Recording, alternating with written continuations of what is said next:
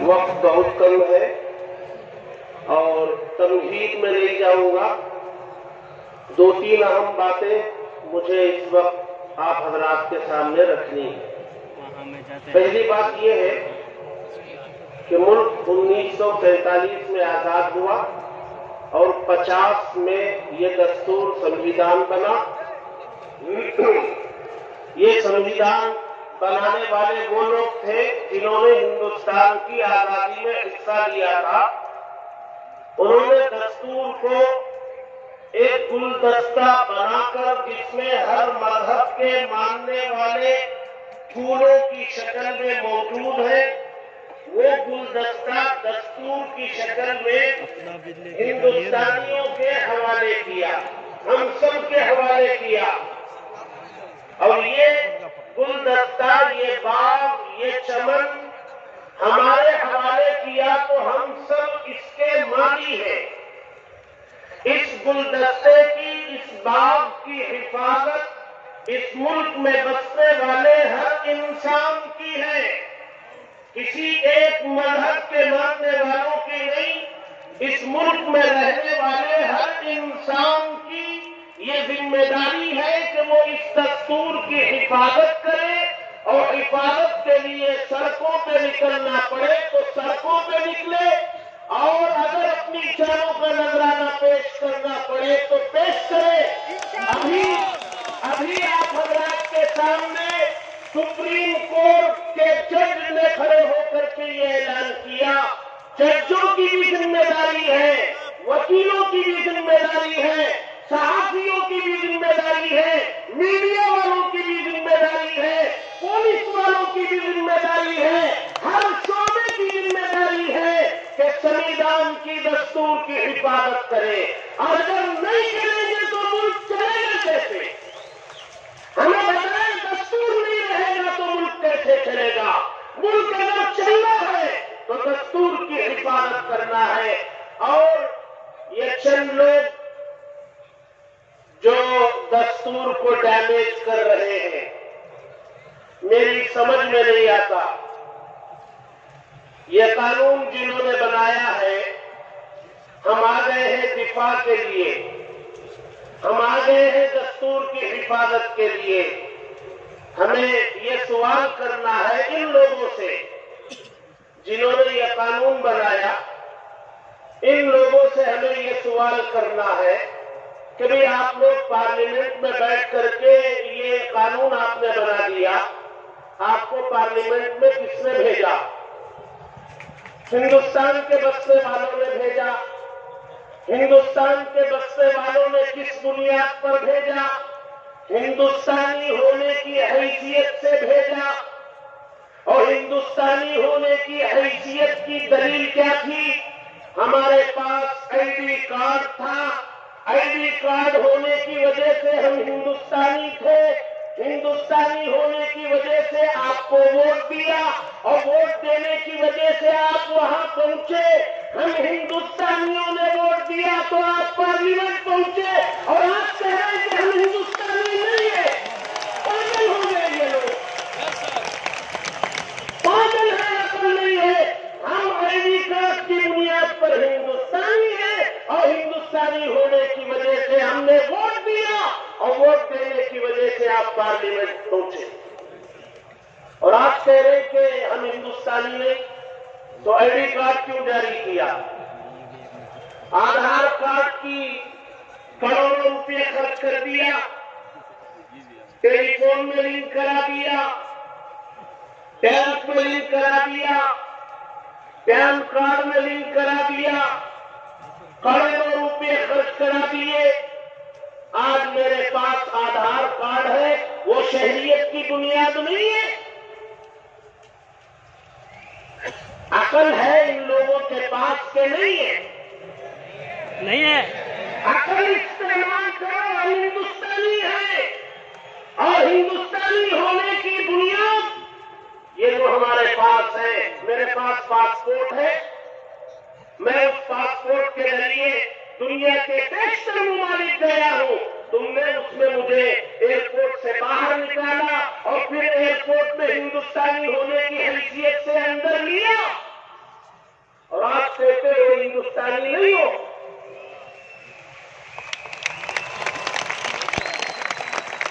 पागल पड़े का इलाज कराओ। जरूरी है। और सवाल करो इन लोगों से कि एनआरसी और सीएए इसलिए कर रहे कि घुसपैठियों को निकालेंगे। ठीक है, निकालो, हम आपके साथ हैं। घुसपैठियों को निकालो, लेकिन ये घुसपैठी हिंदुस्तान में दाखिल कहां से हुए? बॉर्डर से हुए। बॉर्डर से कैसे आ गए? ये आपकी फौज नहीं है, आपकी हुकूमत नहीं है, ये लोग अंदर दाखिल हुए हैं तो जिम्मेदार आप हैं। आपको जेल में जाना चाहिए। आप तुम सिक्कों की खातिर मौका देते हैं अंदर आने। तुम करो, सजा हम पाए। हम सजा पाने के लिए तैयार नहीं है। सजा तुम्हें मिलनी चाहिए। बिल्कुल मिलेगी। हुकूमत करने वालों।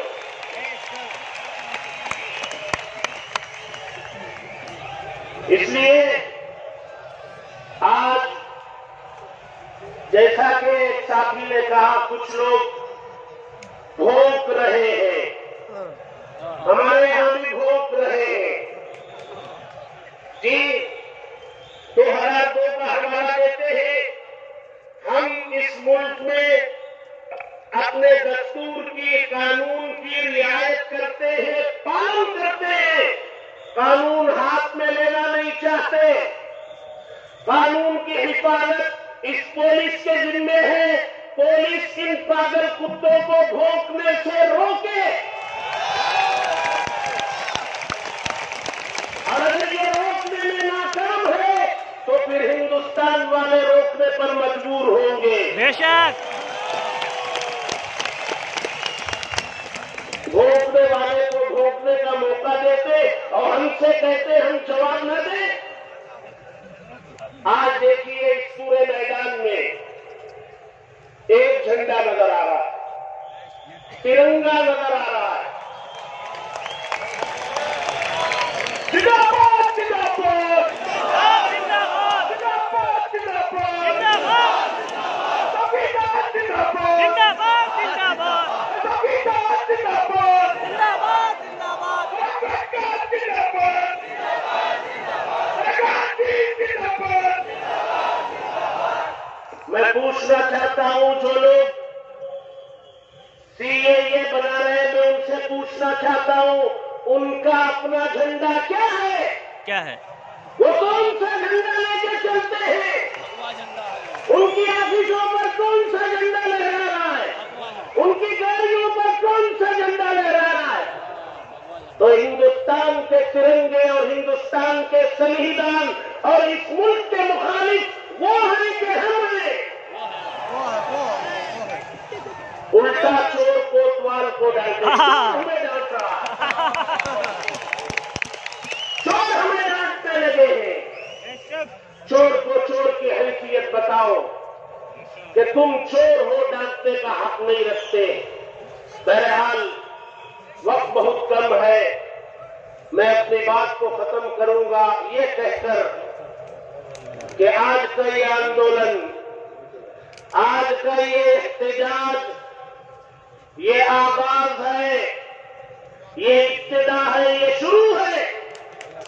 मुल्क के दीगर सूबों में ये चल रहा है, बहुत जोरों पर चल रहा है। हमने आज शुरू किया। अगर हिंदुस्तान की हुकूमत इस कानून को वापस लेने का ऐलान नहीं करेगी तो फिर मुल्क चलाना उनके लिए मुश्किल होगा।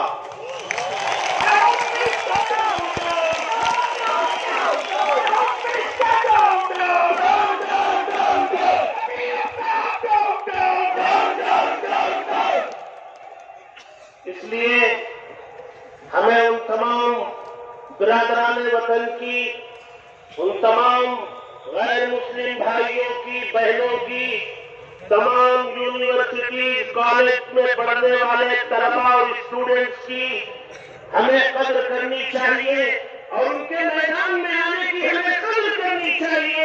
हम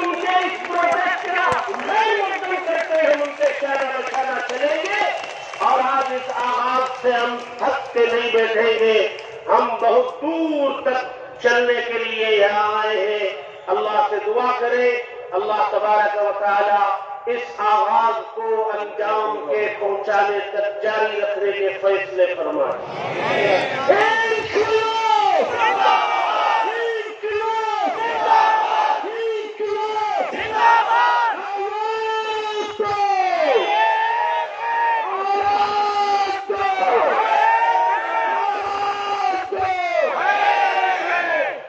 पुलिस अथॉरिटी से मुझे बार बार इत्तला मिल रही है कि मैं यहाँ से उसको गुजारिश करूं, जो लोग बाहर हैं, मैदान के बाहर जो हजरात हैं, उनसे ज्यादा गुजारिश है कि कहाँ कहाँ जगह है, पुलिस ताऊ से बैठ जाइए, आगे आने की कोशिश मत करें, यहाँ पे जगह नहीं है। ये दूसरा ऐलान मैं तमाम आपसे बताना चाहता हूँ कि तिरंगा जो आपके हाथ में है, किसी हालत से बेउर्मती ना हो, उसमें हिफाजत के साथ हैंडल करनी है।